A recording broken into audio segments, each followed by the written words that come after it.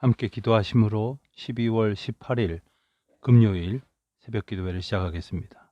하나님 아버지, 주님의 은혜를 감사합니다. 오늘도 새 날을 주시고 소망 가운데 이 하루를 시작합니다. 하나님의 말씀으로 저희들의 걸음을 내딛고자 합니다. 오늘도 말씀하시고 주님의 뜻 가운데에 주님의 동행하심을 기뻐하며 주님의 인도하심을 찬양하며 또 주님께서 저희들을 지켜주심을 소망 가운데에 믿음으로 품고 우리가 닥쳐 있는 모든 어렵고 힘든 시절들을 주님 앞에 찬송의 제목으로 바꾸어 올려드릴 수 있도록 인도하여 주시기를 기도드립니다. 하나님, 예수 그리스도의 오심을 기다리는 이 대림절에 저희들이 함께 예배당에 모일 수 없을 만큼 이 엄중한 그러한 위기의 상황을 보내고 있습니다만 올 한 해를 겸손히 돌아보게 하시고 또 지난 시간들 가운데에 하나님께서 주신 은혜를 감사함으로 되짚어보는 귀한 시간, 주님의 말씀으로 다시 용기를 얻는 소중한 은혜의 시간 되게 하여 주옵소서. 감사드리오며 예수님의 이름으로 기도드립니다. 아멘. 하나님 말씀 베드로전서 2장 9절, 10절, 2절 말씀만 봉독하겠습니다. 신약성경 378면 베드로전서 2장 9절, 10절, 2절을 봉독합니다. 그러나 너희는 택하신 족속이요 왕같은 제사장들이요 거룩한 나라요 그의 소유가 된 백성이니 이는 너희를 어두운 데서 불러내어 그의 기이한 빛에 들어가게 하신 이의 아름다운 덕을 선포하게 하려 하심이라.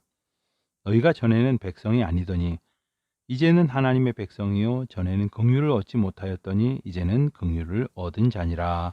아멘. 오늘은 베드로전서, 베드로후서, 요한 1서, 2서, 3서, 유다서까지의 말씀을 봉독합니다.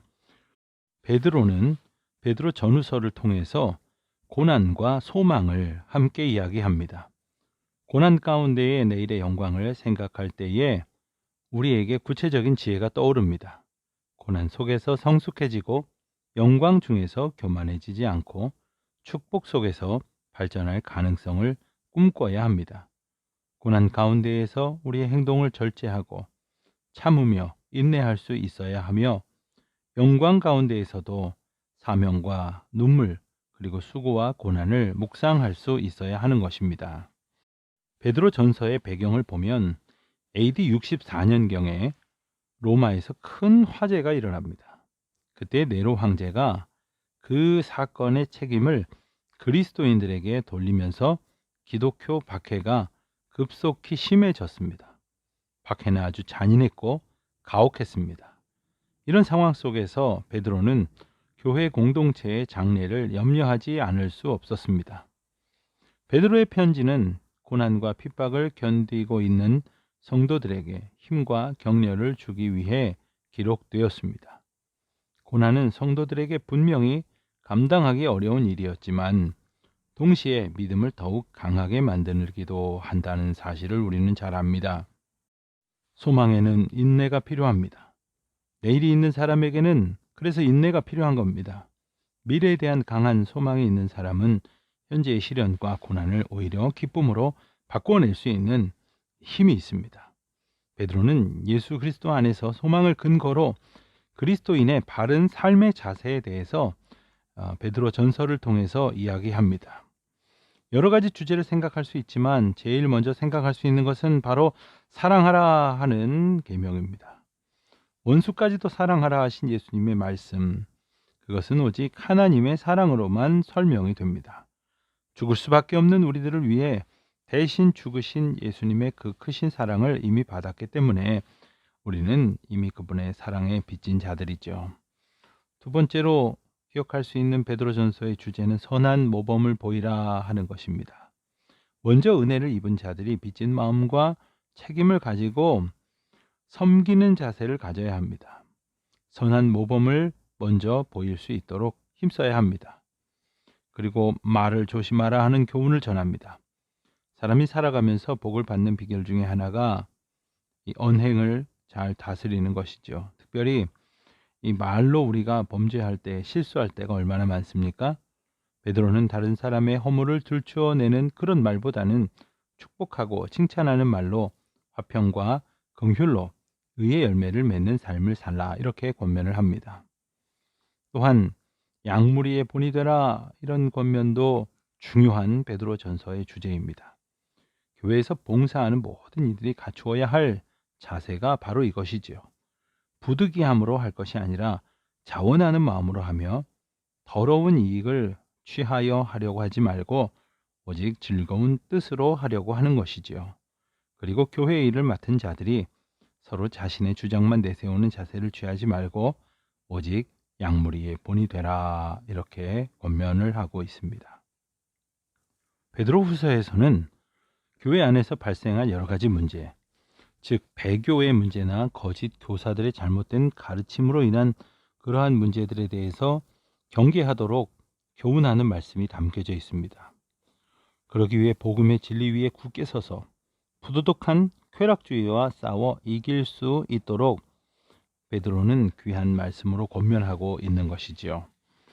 성도들에게 고난과 핍박이 있음과 함께 거짓 선지자들이 극성을 부리게 되는 것도 또 하나 이 시기에 교회들에게 나타나는 큰 문제였습니다. 베드로후서에서는 이 부분을 경계할 것을 당부하고 있습니다. 그들은 하나님의 말씀을 알려준다고 하면서 성도들을 거짓된 길로 인도합니다. 베드로는 그런 거짓 교사들의 가르침에 대해서 경고하고 있습니다. 그런가 하면 일부 초대교회에서는 예수님께서 승천하시고 얼마 지나지 않아서 예수님의 사역과 예수님의 정체성에 대해서 의심하는 이들이 생겨났었습니다. 그렇지만 베드로는 예수님의 사역과 십자가의 죽음 그리고 부활의 은혜가 누군가에 의해서 지어진 일이 아니라고 확실히 말합니다. 베드로후서 1장 16절을 보면 우리 주 예수 그리스도의 능력과 강림하심을 너희에게 알게 한 것이 교묘히 만든 이야기를 따른 것이 아니요 우리는 그의 크신 위엄을 친히 본 자라 이렇게 증거하고 있습니다. 또한 베드로는 성경을 억지로 풀다가 잘못되기 쉬우니 억지로 성경의 예언을 사사로이 풀지 말 것 또한 충고를 합니다.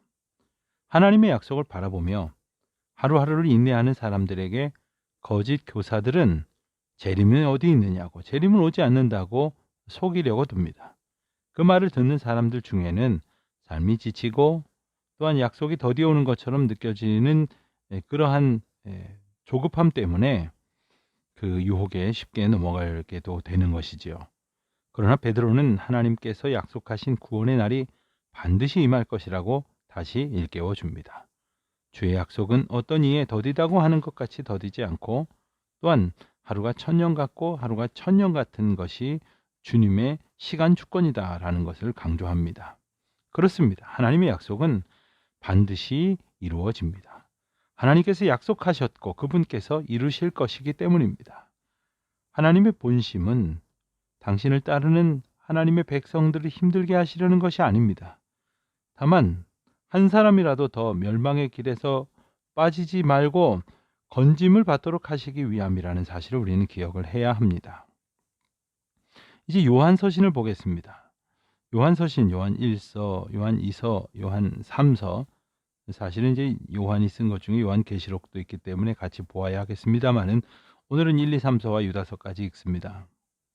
요한은 요한복음에서 예수님이 세상의 빛으로 어떻게 사셨는지를 보여주셨고 또한 요한 1서에서는 그 세상의 빛이 되시는 예수님을 따르는 그리스도인들이 세상의 빛으로서 삶을 어떻게 살아가야 하는가를 이제 밝히 말해주고 있습니다. 그래서 요한 1서에서 사도 요한은 하나님은 사랑이십니다 라고 정의하면서 그분의 사랑을 알 것과 그분의 사랑을 따라 실천하며 살아야 하는 것에 대해서 선포하고 있지요. 그런데 이 사랑에는 수고가 따릅니다. 사랑은 단순한 말이 아니라 행동입니다. 그리스도를 믿는 것은 형제들에 대한 사랑을 실천할 때에 구체적으로 드러나는 것이지요. 예수님의 사랑에도 수고가 있으셨습니다. 우리들의 사랑에도 마땅한 수고가 있어야 합니다. 요한은 사랑하지 않으면 하나님을 알지 못한다고 말하고 있지 않습니까? 요한은 이 편지 말미에서 하나님께로서 난 자마다 세상을 이긴다고 선언을 합니다. 요한서신이 기록될 당시의 교회들은 많은 잘못된 가르침으로 인해 혼란 가운데 있었습니다.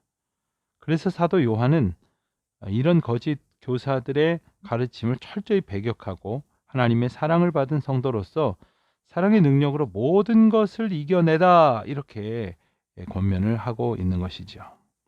자, 요한 2서를 보면 요한 2서는 그리스도인들이 마땅히 형제를 사랑해야 한다는 말씀과 함께 바른 진리를 따르지 않고 예수 그리스도를 부인하는 이들에게 단호하게 대처하라 하시는 말씀을 주십니다.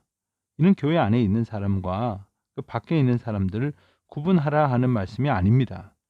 교회는 믿는 사람이든지 믿지 않는 사람이든지 온 세상 사람들을 그리스도의 마음으로 품어 안아야 합니다. 하지만 동시에 잘못된 교리로 믿는 자들을 넘어뜨리려고 하는 거짓 교사들로부터는 돌아서라 하고 경고하시는 말씀이죠. 요한 2서에서 어떤 부녀에게 보내는 이 개인적인 편지처럼 보이지만 그 당시 초기 교회에는 영지주의자들의 가르침이 유행하여서 그리스도인들을 넘어지게 하고 있는 일들이 있었기 때문에 전체적으로는 교회 공동체 전체에게 주시는 말씀이다. 이렇게 이해할 수 있겠습니다.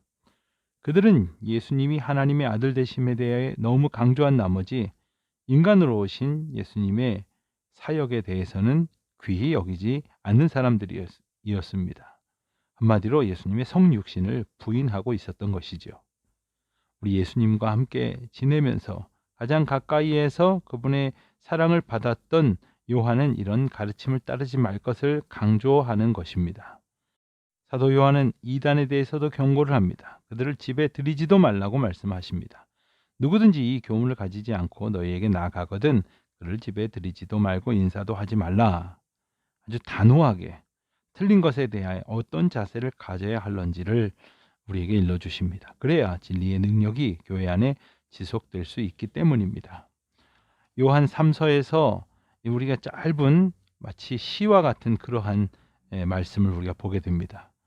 요한 3서는 당시 여러 곳을 옮겨 다니면서 복음을 전하는 복음 전도자들에게 집을 내어놓고 음식을 제공하며 또한 위로하고 격려하였던 가이오라는 이에게 사도 요한이 보내는 감사의 편지입니다. 가이오를 향한 간절한 기도 속에는 그의 영혼이 정말 잘됨같이 범사가 잘되고 강건하여지기를 그렇게 비는 마음이 잘 표현되어져 있습니다. 이 아름다운 축복의 말씀은 가이오라는 한 사람에게만 주시는 것이 아니라 그와 같은 믿음의 삶을 살아가는 모든 자들에게 주시는 말씀이기도 합니다. 여러분, 주님의 사랑으로 남을 공개하고 대접한다는 것이 사실 그렇게 간단한 것이 아닙니다. 하나님께서 우리에게 주신 사랑이 풍성한 그 고백 가운데 있지 않으면 결코 이루어질 수 없는 것임을 우리는 반드시 기억을 해야 합니다. 그리고 이제 유다서 말씀을 봅니다. 유다서 말씀은 교회가 박해를 받고 성도들 가운데 배교하는 이들이 생기는 어려운 시절에 더욱 믿음을 굳게 하기 위하여 교훈하시는 귀한 말씀입니다. 성도들에게 닥친 고난과 핍박이 이제는 점점 심해져서 순교를 각오해야 할 만큼 큰 위협으로 다가왔습니다. 이런 소식이 유다에게 들려졌습니다. 그래서 유다는 믿음의 도를 지키기 위해 악한 세력과 힘써 싸우라 이렇게 권면을 합니다. 유다는 거짓 교사들에게 화가 있을 것을 경고하고 그들의 죄가 이전에 시기와 질투로 동생 아벨을 죽였던 가인이나 또한 불의의 삭슬 탐냈던 발람이나 모세에게 대항하였던 고라의 패역함과 같다고 이야기를 합니다. 이들은 원망하면서 불만을 토로했던 자들이었습니다. 그 정욕대로 행하였던 자들이었고 아첨하고 자랑하는 말이 가득했던 사람들이었습니다. 유다는 이미 예수 그리스도의 사도들이 했던 말들을 기억함으로써 이런 거짓 교사들을 따라서 잘못된 길로 들어서선 안 된다고 권면을 하고 있습니다.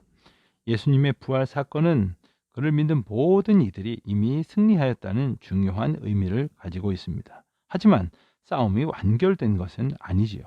그래서 서로의 격려와 기도가 필요하고 자기 자신의 의지와 노력이 필요한 것입니다. 오늘 우리가 이제 이 요한 서신들과 또한 유다서까지의 말씀을 읽으면서 어려운 시절을 살아가고 있는 하나님의 백성들에게 하나님께서 하나님의 사람들을 통하여 위로하시고 격려하시는 음성을 다 함께 들으실 수 있으시기를 바랍니다. 기도하시겠습니다.